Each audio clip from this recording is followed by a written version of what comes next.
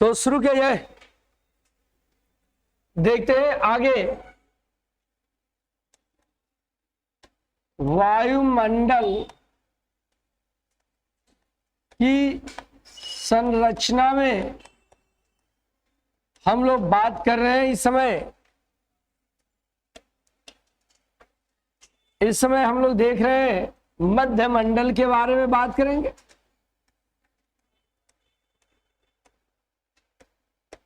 मध्यमंडल की बात होगी। मेसोस्फीयर,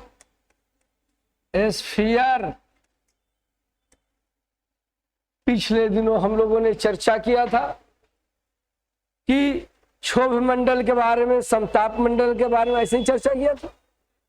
कुछ याद है? चलिए, समय आएगा तो पूछा जाएगा।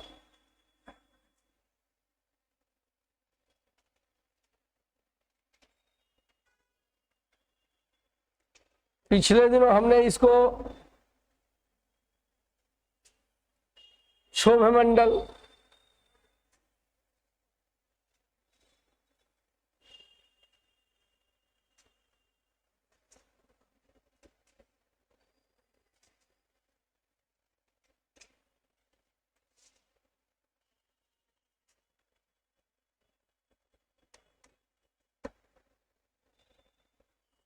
इसको हमने बताया था आपको कि 50 से 80 किलोमीटर, 400 से 10,000, इसे हम लोग बात करेंगे मध्य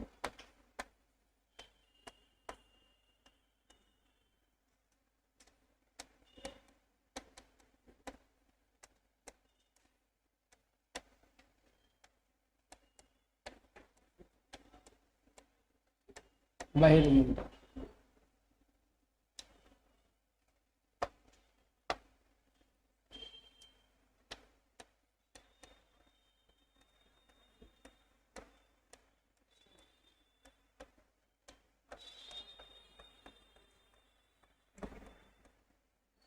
चलिए, यहां पे पिछले दिनों हमने बताया था आपको कि पृथ्वी के निचले भाग, जिसको हम लोग क्षोभ मंडल के बारे में जानते हैं, इसके बारे में हमने बताते हुए कहा कि यहाँ ऊंचाई बढ़ने के साथ साथ तापमान कम होता है। 165 मीटर प्रति डिग्री सेल्सियस या 6.5 डिग्री सेल्सियस पर 1000 मीटर, जिसे सामान्य तापहास दर के नाम से जाना जाता है।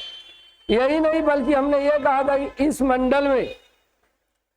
मंडल में मौसम संबंधी सारी घटनाएं घटित होती है, जिस कारण इसे परिवर्तन मंडल, बादलों का रंगमंच, यानी बादलों का निर्माण हो रहा है तो बादलों का रंगमंच, जैसा कि पिछले क्लास में हम लोगों ने देखा था। यही नहीं बल्कि इसके बारे में हमने आपको बताते हुए ये भी कहा था कि देखिए भाई, इस मंडल में जेट धारा वगैरह भी चलते, तूफानी हवा, जेट स्ट्रीम।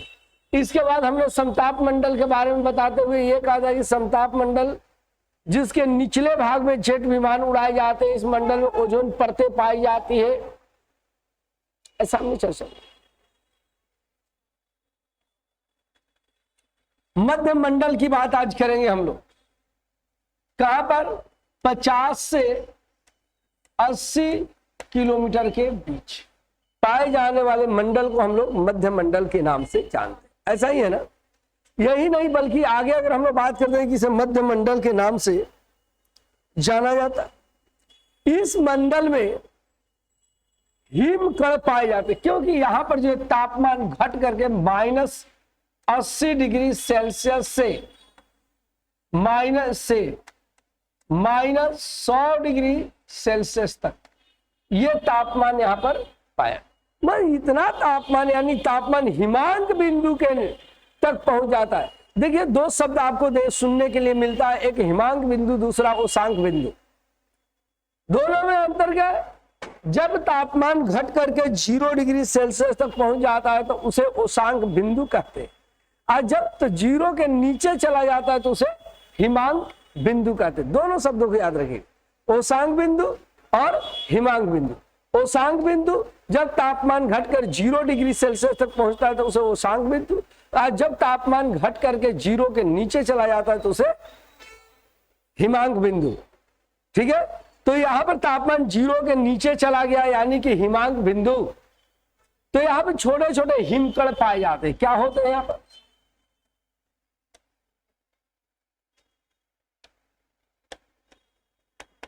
छोटे छोटे हिम कणों का विस्तार होता है। जानते हैं, इसे हमने कहा नोक्टिल्यूसेंट। ठीक है, ये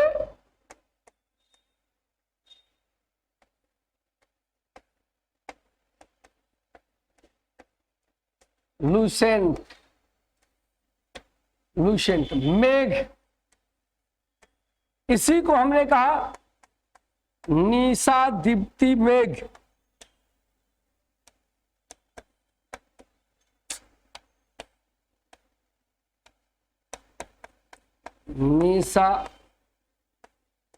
निशादीप्ति मेघ।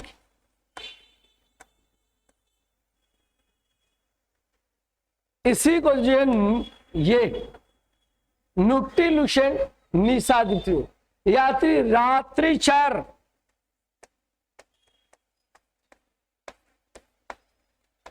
मेघ। ठीक है, ये इसी में पाए जाते। हाँ, और यहां पे अगर हम लोग बात करते हैं तो यानी ऐसे में जहां पे सूर्य की किरणें पड़ते ही वो क्या होते हैं, परावर्तित हो या चमकते रहते हैं, मोतियों के समान चमकते।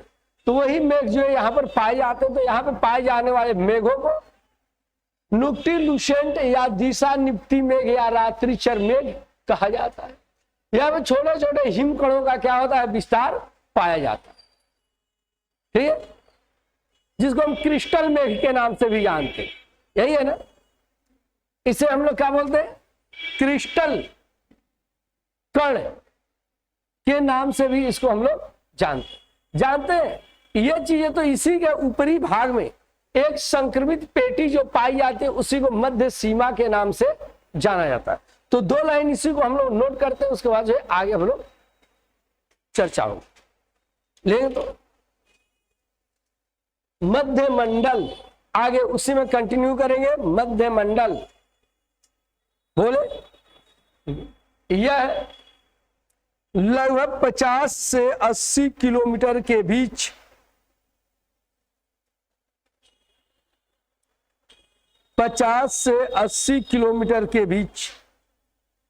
फैला हुआ मेघ है।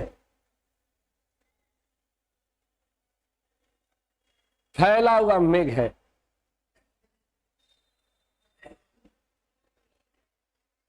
सॉरी परत है। फैला हुआ परत है। हाँ, फैला हुआ परत है या मंडल है, एक ही बतिया है। हाँ, आगे लिखेंगे, जहां अचानक तापमान घटकर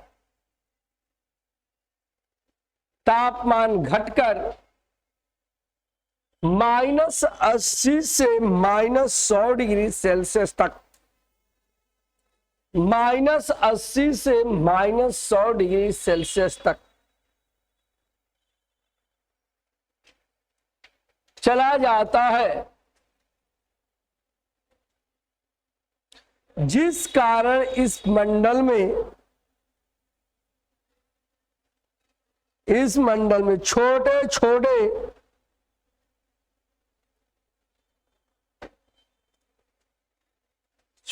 छोटे हिमकणों के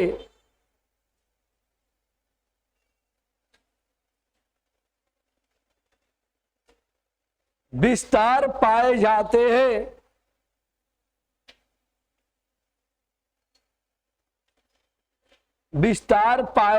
हैं। हिमकणों के विस्तार पाए जाते हैं। ठीक, कणों के विस्तार पाए जाते हैं। यहां पाए जाने वाले मेघों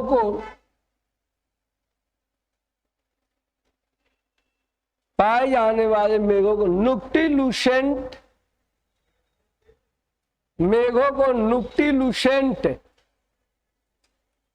पाए जाने वाले मेघों को नुक्टिल्यूसेंट या निशादीप्ति या रात्रिचर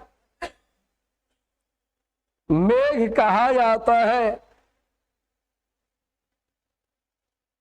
रात्रिचर मेघ कहा जाता है।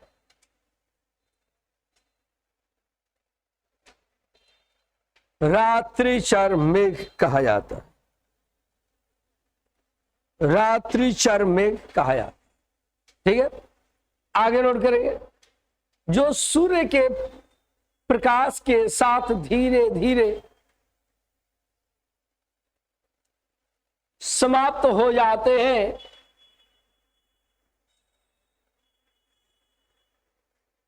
आगे नहीं, इस मेघ के इस मंडल के ऊपरी भाग में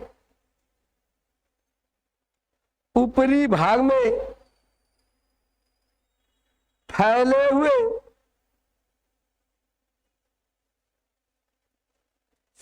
हुए संक्रमित पेटी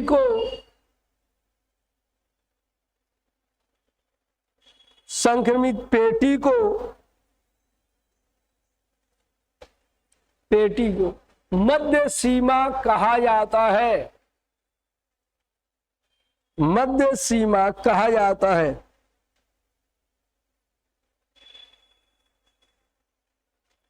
मध्य सीमा कहा जाता है। बस आइए अगला हम लोग बात करेंगे आयन मंडल के बारे में। आयन मंडल, देखिए एक चीज हम आपको बता दें, आयन मंडल में जिस तरह से हम लोग पढ़ते हैं वायुमंडल की 5 परतें, हमारी ओर जिस तरह से हम लोग पढ़ते हैं वायुमंडल की 5 परतें, सविंद्र सिंह की किताबों में 5 परत लिखा जाता है। वायुमंडल की 5 परतें, मैं जानकारी के लिए आपको बता दूं कि जैसे कुछ किताबें हैं जिसमें वायुमंडल की 4 परतें ही बताई गई है। स्रोत बहुत बेहतर किताबें जो यूनिवर्सिटी लेवल पर भी पढ़ाई जाती है, DS लाल की जलवायु भूगोल है ना, जलवायु एवं समुद्र विज्ञान, DS लाल की एक किताब आती है जो यूनिवर्सिटी लेवल पे पढ़ाई जाती है भाई। अच्छा, तो ये किताबें जो है ये चलाई, तो उन्होंने अपनी किताबों में वायुमंडल की 4 परत को बांटा। जानते हैं, पहला परत क्षोभ मंडल को बांटा, यहां पर देखेंगे, दूसरा समताप, तीसरा मध्य और चौथा आयन मंडल बांटा। और कहा कि आयन मंडल को ही पुनः फिर 2 भागों में बांटा, एक तापमान मंडल, दूसरा बहिर्मंडल। आयन मंडल को कितने भागों में? 2 भागों में बांट दिया, तापमान मंडल और बहिर्मंडल। ये DS लाल की किताबों में, लेकिन ये यूनिवर्सिटी बादल गरज रहे थे।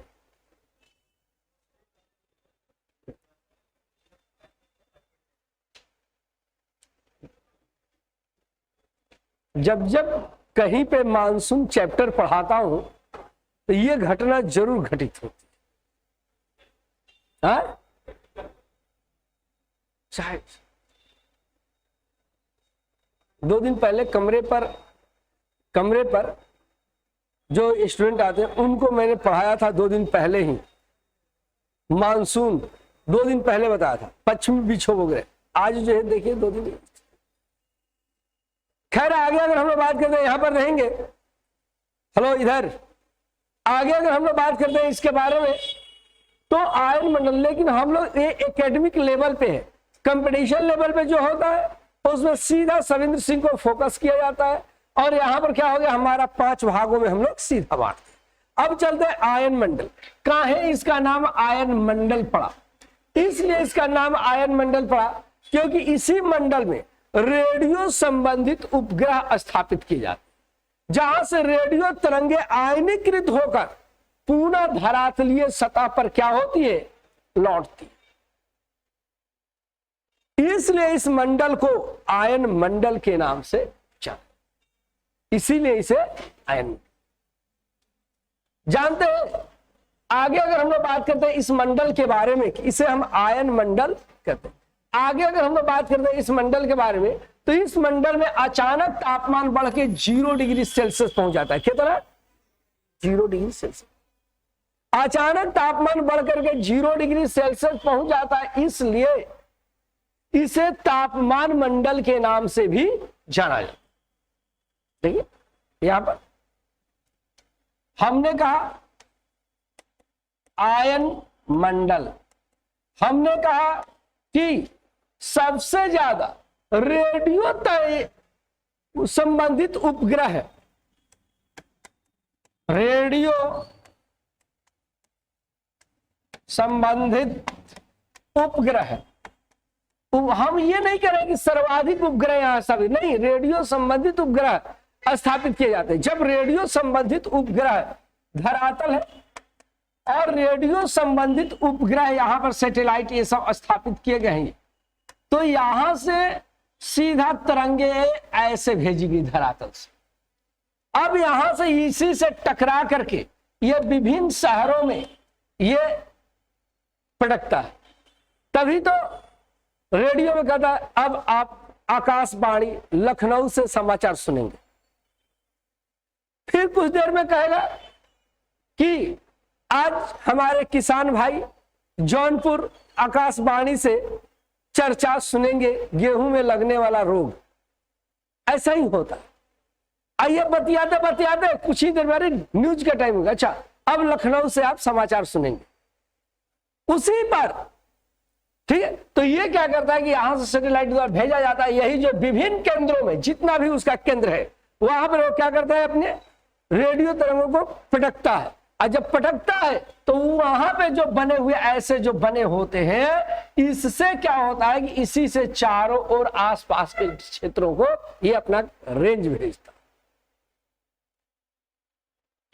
ठीक है। हाँ, तो अब छोड़िए, आगे हम लोग इसके बारे में चर्चा। तो इस तरह से ये जो यहाँ पे सबसे रेडियो संबंधित उपग्रह स्थापित किए जाते हैं और तरंगे आयनीकृत होकर धरातलीय सतह पर आती है, इसलिए इसे आयन मंडल कहा गया। अचानक तापमान बढ़ के 0 डिग्री सेल्सियस हो जाता है, इसलिए इसे तापमान मंडल कहते हैं, मंडल कहते हैं। यही नहीं बल्कि यहां से अगर हम लोग बात करते हैं कि यहां तापमान मंडल कहते हैं, यही नहीं बल्कि आगे अगर हम लोग बात करते हैं इसके बारे में, तो और इसमें क्या हो रहा है भाई, इसमें यह होता है इस मंडल में कि यहां पर अरोरा ऑस्ट्रेलिस और अरोरा बोरियालिस जैसी घटनाएं घटित होती। क्या है अरोरा ऑस्ट्रेलिस, अरोरा बोरियालिस? पता नहीं। जैसे सूर्य ये पृथ्वी नॉर्थ, सूर्य से निकलने वाला सौर ज्वाला, जैसे एक समय बाद सूर्य तेजी से घूर्णन कर रहे थे, यहां से निकलने वाला ये सौर ज्वाला, क्या निकला? सौर ज्वाला। सौर ज्वाला, सूर्य से निकलने वाला ये सौर ज्वाला, जो सूर्य से निकला सौर ज्वाला, वो क्या किया कि अंतरिक्ष को पार कर जब हमारे वायुमंडल में प्रवेश करता है, तो हमारे वायुमंडल में धूल कण है कि नहीं है? जब धूल कणों से टकराकर एक रंगीन प्रकाश बिखेरता है, जिसे उत्तरी गोलार्ध में अरोरा बोरियालिस और दक्षिणी गोलार्ध में अरोरा ऑस्ट्रेलिस के नाम से जाना जाता। अरोरा बोरियालिस, इसी को हिंदी में बोलते हैं उत्तर ध्रुवीय ज्योति, दक्षिण ध्रुवीय ज्योति के नाम से। ये चीजें हैं आयन मंडल में। तो ये क्वेश्चन पूछे जाते हैं कि अरोरा बोरियालिस और अरोरा ऑस्ट्रेलिस की घटनाएं किस मंडल में घटित होती है? आयन मंडल। सर्वाधिक उपग्रह किस मंडल में स्थापित किए जाते हैं? गलत, बहिर्मंडल। तब मतलब मैं सोच रहा था कि आपसे अगर कुछ बोलूंगा तो अभी जोश में आयन मंडल, कुछ भी हो तो आयन मंडल, कुछ भी हो तो आयन मंडल। अरे ऐसे थोड़ी होता सब कुछ आयन मंडल में।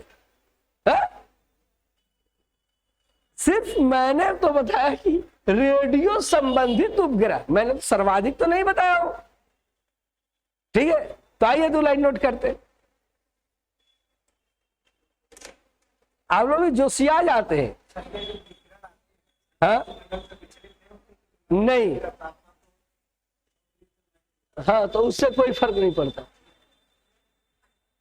चलिए देखते हैं, नोट किया जाए, लेंगे आयन मंडल। यह 80 से 400 किलोमीटर के बीच, 80 से 400 किलोमीटर के बीच फैला हुआ मंडल है, फैला हुआ मंडल है जहां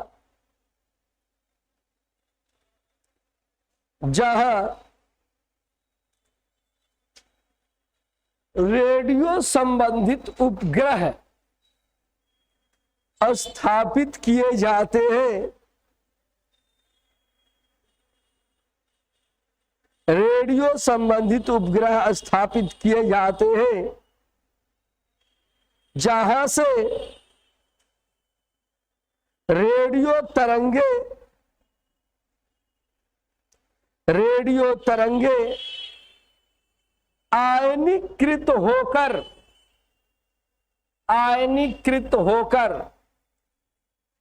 धरातलीय सतह पर पहुंचती है। आयनीकृत होकर धरातलीय सतह पर पहुंचती है,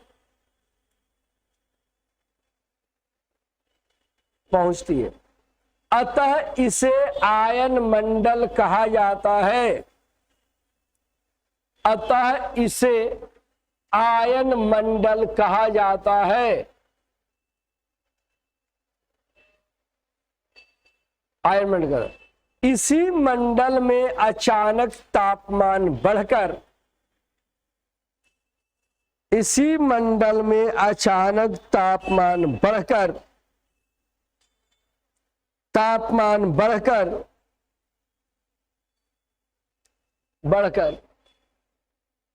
अचानक तापमान बढ़कर 0 डिग्री सेल्सियस तक पहुंच जाता है, जिस कारण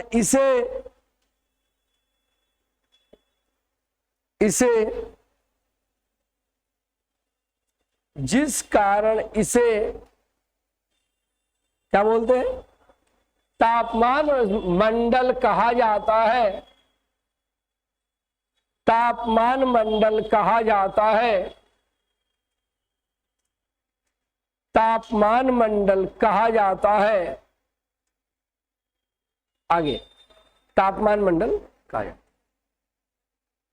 ठीक, लेंगे तापमान मंडल कहा जाता है। इसी मंडल में अरोरा बोरियालिस एवं अरोरा ऑस्ट्रेलिस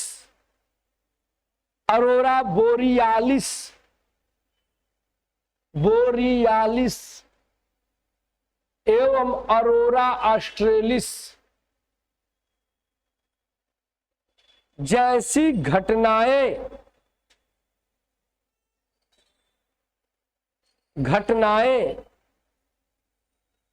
घटित होती है। घटनाएं घटित होती है। ठीक है, आगे जरा इधर देखेंगे। इसी के बाद वायुमंडल में हमने सबसे ऊपरी परत को किसको बताया, बाह्य मंडल, जो 10,000 किलोमीटर की ऊंचाई तक फैली हुई। इसके बाद अंतरिक्ष आ जाता है। अंतरिक्ष आ जाता है। और यहाँ पर क्या होता है, हवाएं जब यानी गैसें जो है अंतरिक्ष में विलीन होना शुरू हो जाती। तो वैसे भी बहिर्मंडल में गैसें अत्यंत ही अल्प मात्रा में पाई जाती है और यहाँ पर सबसे ज्यादा उपग्रह जो है इसी मंडल में स्थापित किए जाते हैं। तो आगे जो हेडिंग डालेंगे बहिर्मंडल, बहिर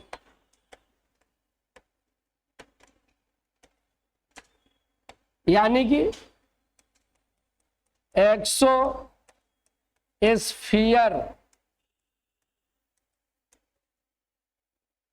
ठीक है, लेंगे। दो लाइन, इसमें ज्यादा कुछ है नहीं लेकिन जो है वो बेहतर है, लेंगे। यह वायुमंडल की सबसे ऊपरी परत,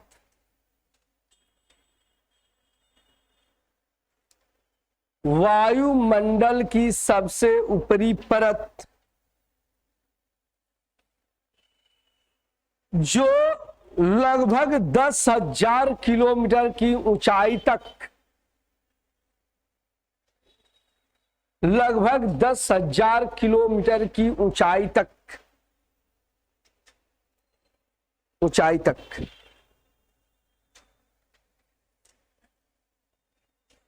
ऊंचाई तक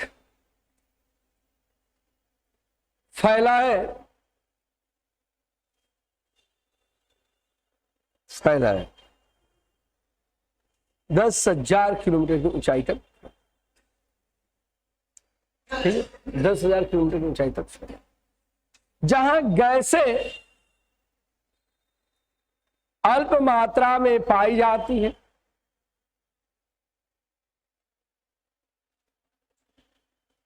अल्प मात्रा में पाई जाती है, जहां सर्वाधिक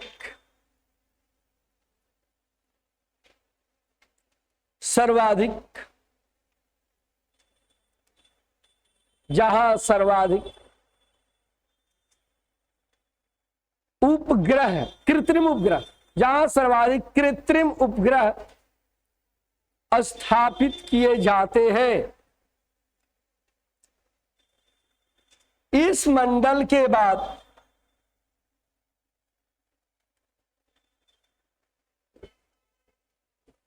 गैसें अंतरिक्ष में विलीन होने लगती है। इस मंडल के बाद गैसें अंतरिक्ष में विलीन होने लगती है, विलीन होने लगती है।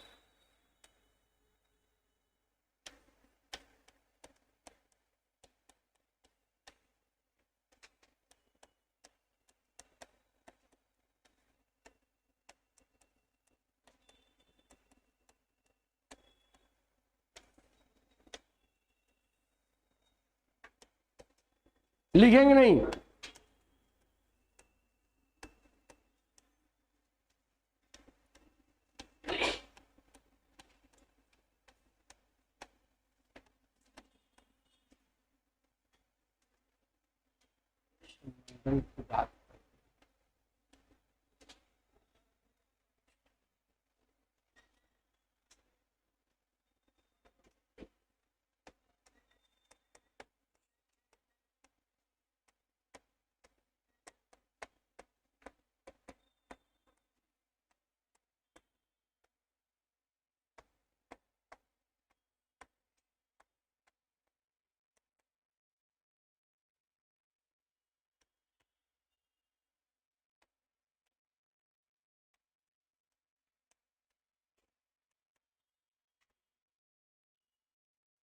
विषम मंडल में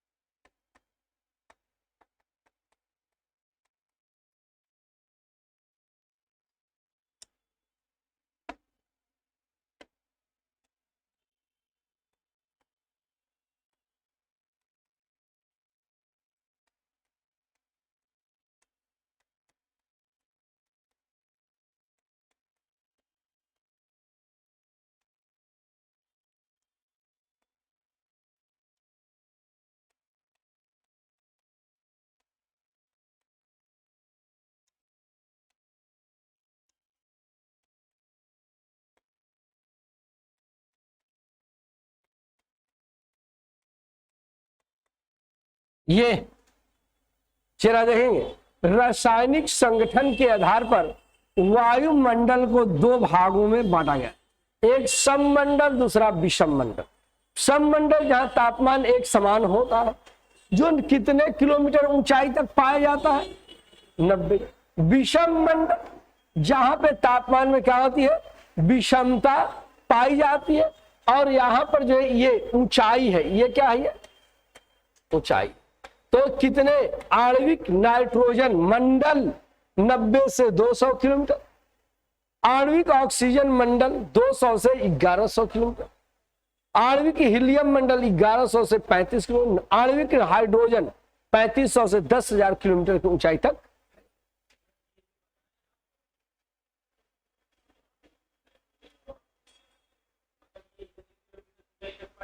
हाँ, नगण्य हो जाती है। हाँ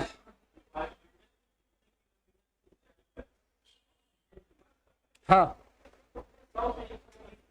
हाँ, वो तो अलग अलग विद्वान माने हैं ना। ये तो रासायनिक, जैसे कि अगर हम लोग बात करते हैं, जैसे 18 किलोमीटर तक जो क्षोभ मंडल में गैसों का सघनता पाया जाता है, समताप मंडल में चले जाइए तो उसके निचले भाग में हमारा जेट विमान उड़ाए जाते हैं। ठीक है, आपने कहा 100 किलोमीटर सही है, क्योंकि 80 यानी कि जो मध्य मंडल है, मध्य मंडल की ऊंचाई कितनी है, तो 50 किलोमीटर, सॉरी 80 किलोमीटर। मध्य मंडल की ऊंचाई कितनी हो गई, 80 किलोमीटर। जब 80 किलोमीटर पर अगर ऑक्सीजन नहीं रहेगा तो जल नहीं होगा, जल नहीं होता, हिमकण कहां से बनेंगे। सोचिए, मध्य मंडल में ही तो हिमकण बन रहे हैं ना, बन रहे कि नहीं बन रहे। तब तो हिमकण वहां पे पाए जा रहे, तापमान गिरा, हिमकण पाए जा रहे, तो वो तो सामान्य रूप से तो है ही 100 किलोमीटर। सामान्य रूप से ऑक्सीजन 100 किलोमीटर की ऊंचाई तक पाया जा रहा है। लेकिन बात यह है कि हमने सिर्फ वायुमंडल का हम जब वर्गीकरण किए तो एक ताप या ऊंचाई के आधार पर कर दिया गया, दूसरा रासायनिक संगठन के आधार पर कर दिया। जैसे पृथ्वी की आंतरिक संरचना को कुछ स्वेस ने बताया, होम्स ने बताया, डॉली ने बताया, जेफ्रिज ने बताया, अब लास्ट में कौन आया, अभिनव बताया। वही चीज, तो जो हम लोग पिछले दिनों लिखे थे वहीं पर अगर जगह होगा तो इसको ऊंचाई को लिख लीजिए आप। हाँ, वहीं पर लिख दीजिए, एडजस्ट कर लीजिए। तो अगले चैप्टर की ओर हम लोग बढ़ते। हाँ, जो बनाए थे ना पिछले दिनों वर्गीकरण, उसी में खाली है ऊंचाइयां लिख लीजिएगा बस। लिखवाए थे क्या? हाँ, तो वहीं पर लिख लीजिए, जगह है तो, जैसे यहाँ पे जगह है यहीं पर लिख लीजिए। हाँ, आगे या नीचे पिछले दिनों बांटा था ना, नहीं होगा तो अब यहीं पर लिख लीजिए, जब उतार ही लिए हैं तो। हाँ, तो ठीक है, तो ठीक।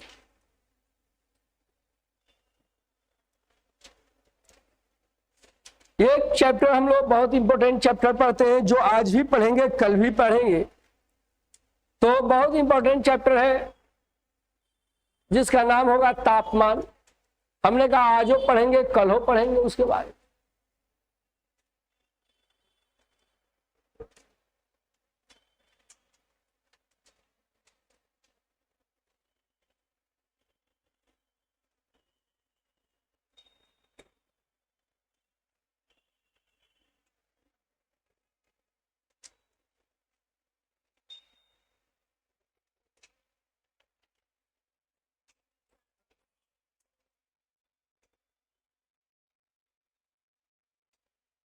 हो गया, चलिए।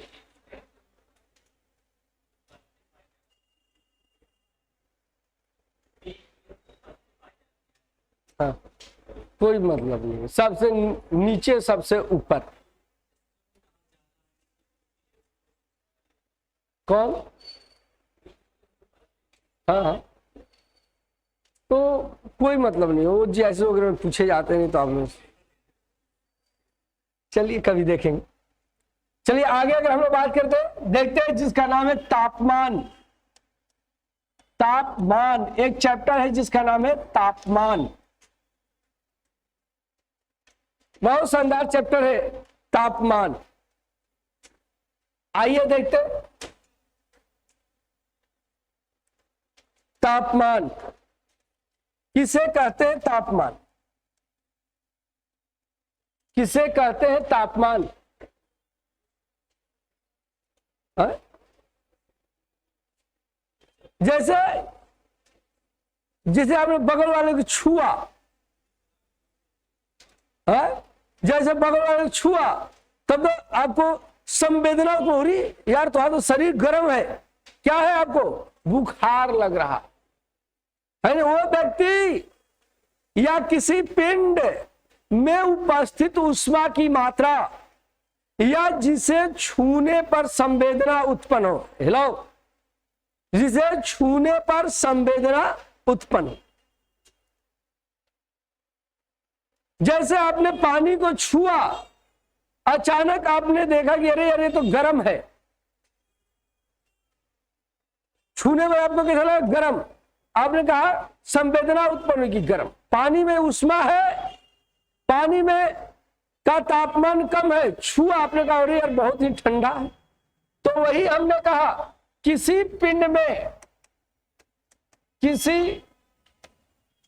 में उपस्थित ऊष्मा की मात्रा या जिसे छूने के बाद क्या हो? संवेदना उत्पन्न हो, उसे तापमान कहते हैं। लेकिन हमारे वायुमंडल में आगे बात करें तो हमारा वायुमंडल गर्म एवं ठंडा होने की प्रक्रिया क्या है? कैसे हमारा वायुमंडल गर्म और ठंडा होता है, उसके बारे में हम लोग चर्चा करेंगे। ठीक है, तो 2 लाइन पहले इसको नोट करते लेंगे। किसी पिंड में उपस्थित ऊष्मा की मात्रा, किसी पिंड में उपस्थित ऊष्मा की मात्रा या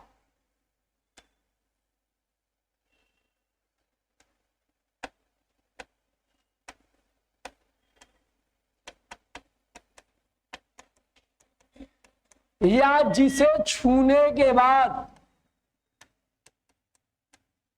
संवेदना उत्पन्न होती है, या जिसे छूने के बाद संवेदना उत्पन्न होती है, उसे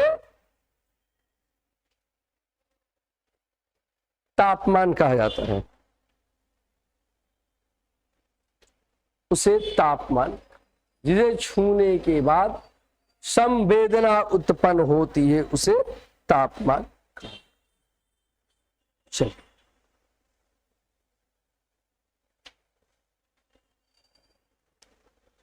संवेदना उत्पन्न होती है, उसे तापमान। ठीक है, आगे देखते इसके बाद।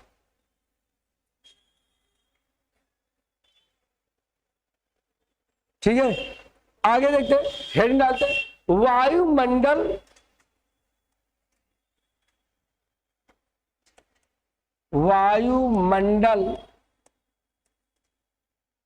का गर्म एवं ठंडा होने की प्रक्रिया।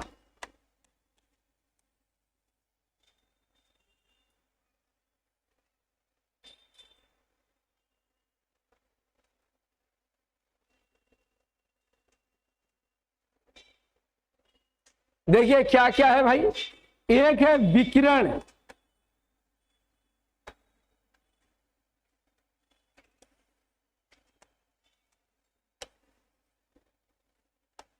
एक है विकिरण, विकिरण है, एक है विकिरण है चालन या संचलन, एक है संवहन और एक है अभिवहन। ये गर्म एवं ठंडा होने की क्रिया में, यहां पे अगर हम लोग बात करते हैं विकिरण क्या होता है? विकिरण जैसे यहां पर यह है धरातल, धरातल जब, और यह है सूर्य, यह धरातल। सूर्य से ऊष्मा धरातलीय सतह की ओर आ रही, तो इसे हम लोग बोलते हैं सौर विकिरण, सौर विकिरण। यहां से पृथ्वी से ऊष्मा अंतरिक्ष की ओर जा रही है, इसको हम लोग बोलते हैं पार्थिव, पार्थिव विकिरण। ठीक है। सौर विकिरण की बात करते हैं तो सौर विकिरण हमेशा लघु तरंगों द्वारा होता, और पार्थिव विकिरण की बात करते हैं तो ये दीर्घ तरंगों द्वारा। जरा इधर देखिए, जब सूर्य की किरणें धरातलीय सतह की ओर आ रही है तो इसे सौर विकिरण कहते हैं।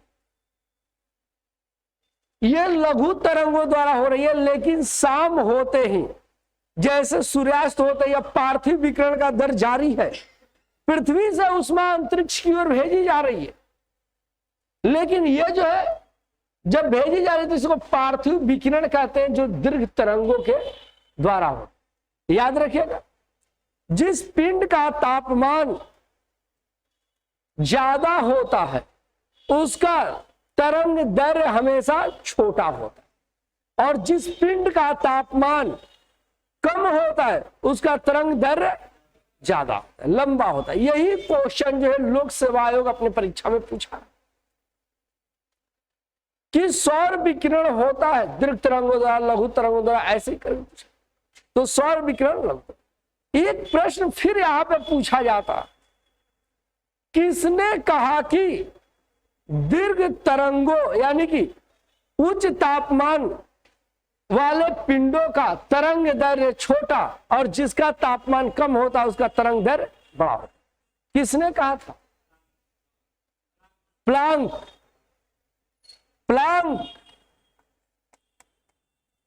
प्लांक ने कहा यह बतिया जो हम बता रहे हैं कि सूर्य का तापमान क्या है, पृथ्वी की अपेक्षा अधिक है, इसलिए जो है इसका तरंग दैर्घ्य क्या है, लघु है, और पृथ्वी का तापमान कम है इसलिए इसका तरंग दैर्घ्य क्या है। तो जिस पिंड का तापमान अधिक होता है तरंग दैर्घ्य लघु होता है, तापमान जिसका कम होता है तरंग दैर्घ्य अधिक होता है। अर्थात पृथ्वी की अपेक्षा चंद्रमा का तरंग दैर्घ्य क्या हो जाएगा, और बड़ा हो जाएगा, और तापमान कम है तो यह बतिया किसने बताया था? प्लांक ने। यह भी क्वेश्चन पूछेगा। ठीक है, तो आइए पहले यहां पर इसको वायुमंडल का गर्म एवं ठंडा होने की क्रिया और ये चारों लिखेंगे, उसके बाद इसको हेडिंग बनाएंगे और ये चित्र बनाएंगे। प्लांक को मत लिखिएगा, मैं इसको लिखवाऊंगा। पहले ये चारों एक जगह इकट्ठा कीजिए और हेडिंग डालेंगे विकिरण, विकिरण, और ये चित्र बनाएंगे।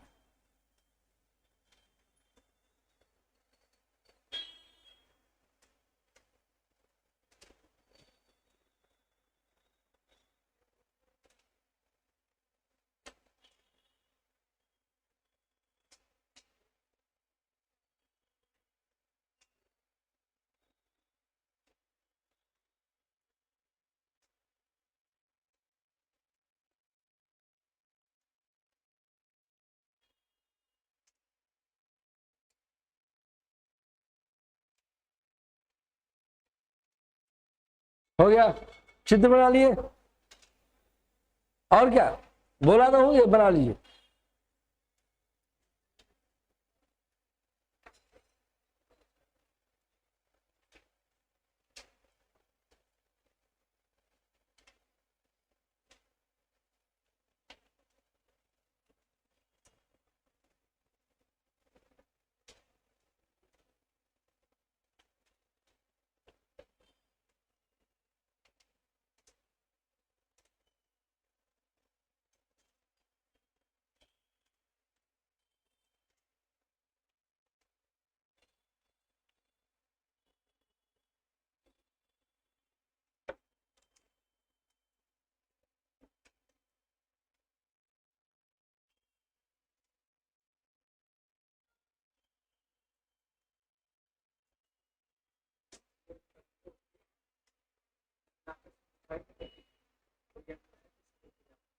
अंतरिक्ष यंत्र देखी जाती होगी, बाकी फिजिक्स वाले बताएंगे।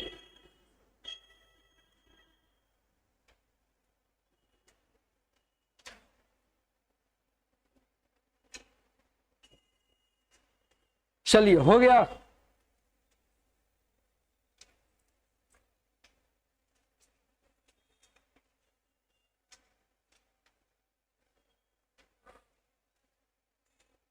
नोट करते हैं, लेंगे। सूर्य से पृथ्वी की ओर आने वाली ऊष्मा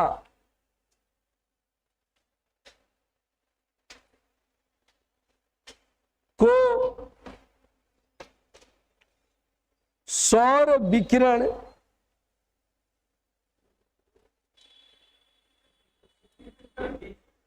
बगलों से देख सकते हैं, ठीक है। हाँ, आने वाली ऊष्मा को सौर विकिरण कहा जाता है।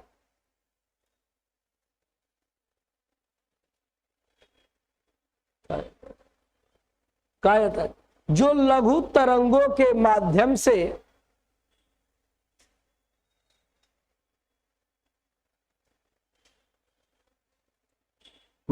से धरातलीय सतह पर पहुंचती है,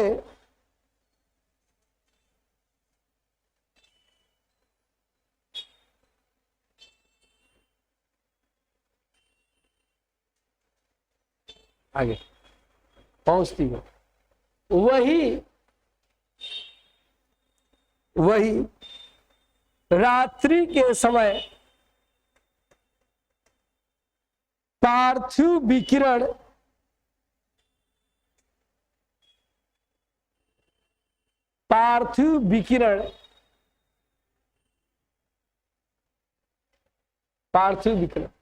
के कारण पृथ्वी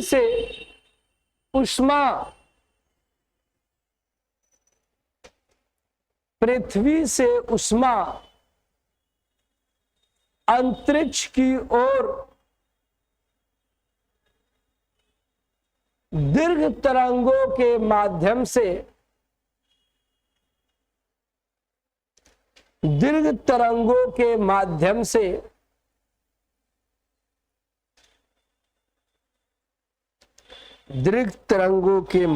से जाने लगती है,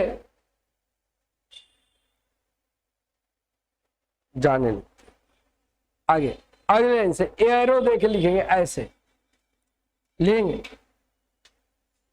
प्लांक महोदय ने कहा, लिखा हुआ है बोर्ड पर, प्लांक महोदय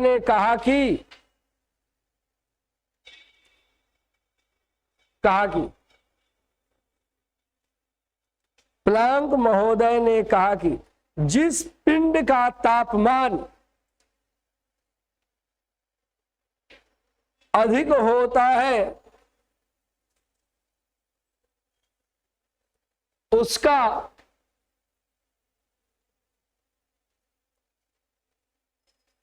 तरंग दैर्घ्य छोटा और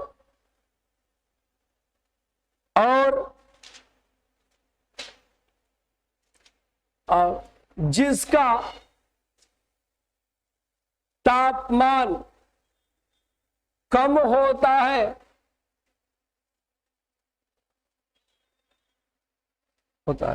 उसका तरंग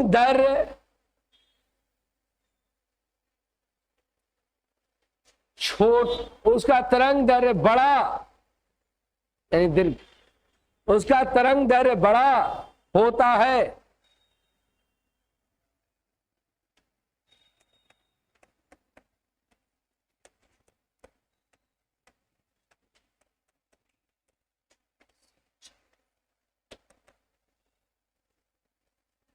चालन या संचलन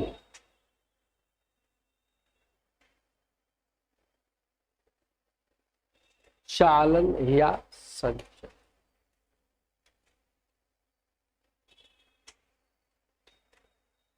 जरा बोर्ड पे देखेंगे, जैसे मान लेते हैं एक पिंड ये है, ये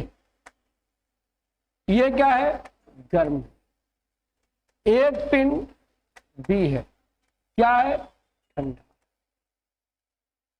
दो असमान ताप वाला ये पिंड हो, जहां पे उष्मा का संचार एक पिंड से दूसरे पिंड, जहां उष्मा का संचार एक पिंड से दूसरे पिंड, ये तब तक होते रहता है जब तक दोनों का तापमान समान नहीं, या जब तक एक दूसरे का संपर्क टूट न जाए। इसलिए जो है यहां पर संपर्क टूट गया तो चालन बंद हो गया, उष्मा का चालन बंद हो। यह जो है दोनों का तापमान समान हो जाए तो भी उष्मा का चालन बंद हो। जैसे अगर हम लोग बात करते हैं कि गरम चाय के प्याले में हम चम्मच डाल दें तो चम्मच तब तक गर्म होता रहेगा जब चाय और चम्मच दोनों का तापमान बराबर हो। तो यही है चालन, जहां दो असमान ताप वाले पिंडों में उष्मा का संचार एक दूसरे की ओर तब तक होता है जब तक कि दोनों का तापमान एक समान ना हो जाए या दोनों का संपर्क टूट ले। ठीक है, 2 लाइन नोट करते लेंगे,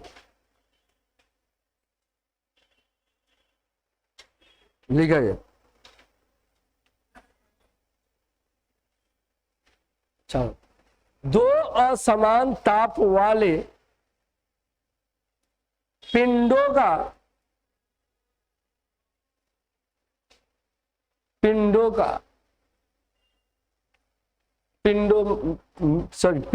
पिंडों में उष्मा का संचार या चालन तब तक होता है जब तक दोनों का तापमान एक समान न हो जाए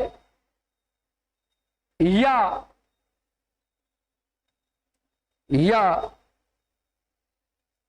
दोनों का संपर्क एक दूसरे से न टूट जाए, या दोनों का संपर्क एक दूसरे से न टूट जाए, संपर्क एक दूसरे से न टूट। आगे अगला है संवहन।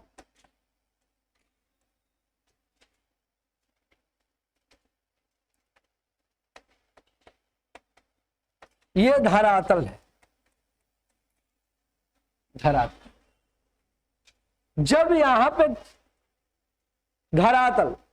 धरातलीय सतह पर जब सूर्य की किरणें जब पड़ती है तो धरातल गर्म होकर के वायु जब ऊर्ध्वाधर दिशा में क्या होती है, ऊर्ध्वाधर दिशा में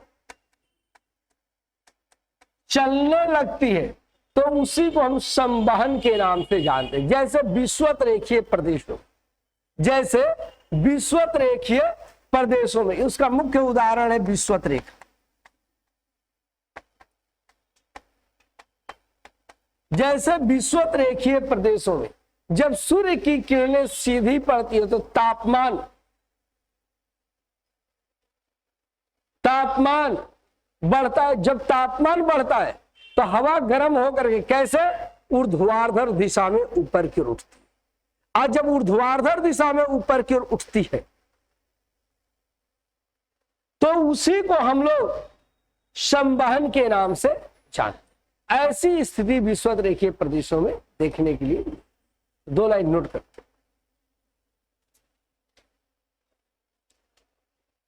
जब सूर्य की किरणें धरातलीय सतह पर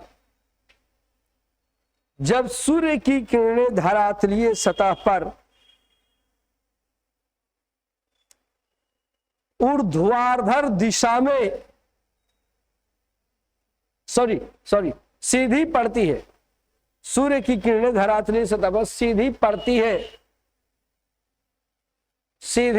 है, जहां वायु गर्म होकर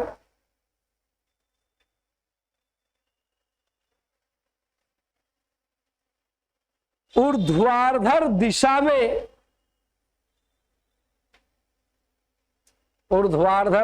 में ऊपर की ओर उठने लगती है,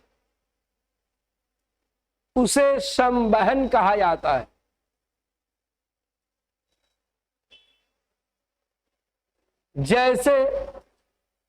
जैसे विषुवत रेखीय प्रदेशों में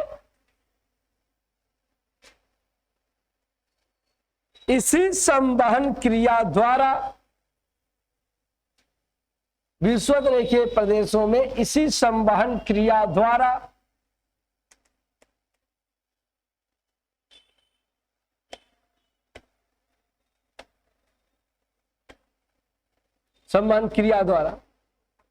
प्रत्येक दिन दोपहर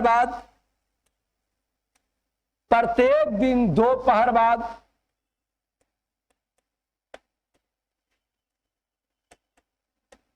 वर्षा होती है।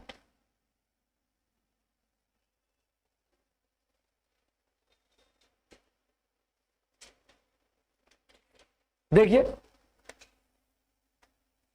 ये धरातल है, इसी पर यहां पर ताप कम है, यहां जो है ताप अधिक है। यह धरातल, यहीं पे ताप एक जगह कम है और एक जगह ताप, जहां पर तापमान कम है वहां पर हाई प्रेशर की स्थिति। तापमान कम है, हवा ठंडी है, ठंडी हवाओं का घनत्व तो अधिक होता है, वो भारी होती है, नीचे की ओर दबी रहती है। हाई प्रेशर, जहां तापमान अधिक है वहां पर वायु गर्म होकर के क्या हुई, फैल करके ऊपर के उठ गई, यहां पे लो प्रेशर की स्थिति। तब हवाएं हाई प्रेशर से लो प्रेशर की ओर पहुंचने, पवन हवा ये सब क्या करती है, तो ये क्या हुआ, तापीय भिन्नता के कारण जब हवाएं एक स्थान से दूसरे स्थान पर क्षैतिज दिशा में जब चलती है, कैसी है, तो क्षैतिज दिशा में जब चलती है तो उसी को हम लोग अभिवहन, ठीक है, 2 लाइन नोट कर खींच लीजिए।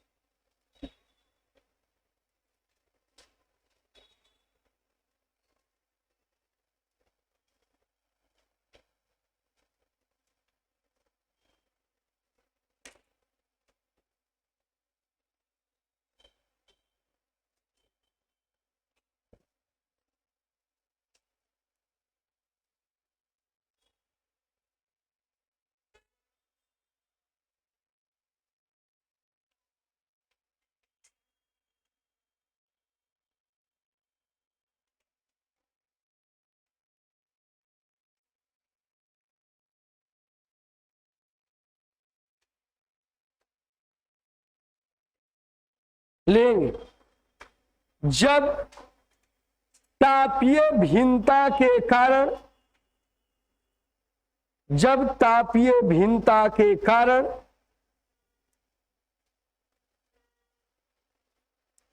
तापीय भिन्नता के कारण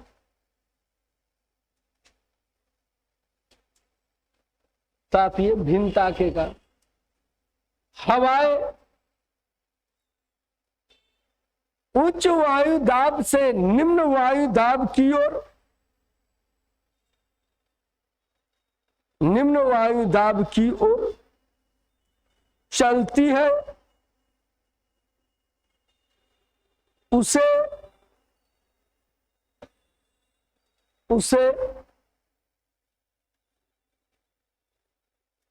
अभिवहन कहा जाता है। अभिवहन कहा। ठीक है, आगे अब इसी के बाद जो हम लोग चित्र बनाएंगे जिसमें हम लोग देखेंगे विश्व वितरण, तापमान का विश्व वितरण। विश्व वितरण में जुलाई माह के तापमान, जनवरी माह के तापमान को देखेंगे कि जुलाई माह में समताप रेखाएं कैसे विचलित होती है, जनवरी माह में समताप रेखाएं कैसे विचलित होती है। मैप यहाँ पे चित्र बना के हम लोग देखेंगे। इसी में हम लोग देखेंगे विश्व वितरण में क्षैतिज हो गया, ऊर्ध्वाधर हो जाएगा, ये वितरण के रूप में हम लोग देखेंगे। तो इसका चित्र बनता है और ये चित्र कल ही बनेगा, क्योंकि आज चित्र भी अगर बना दूंगा तो समझा नहीं पाऊंगा। तो कल हम लोग इसके बारे में चर्चा करेंगे।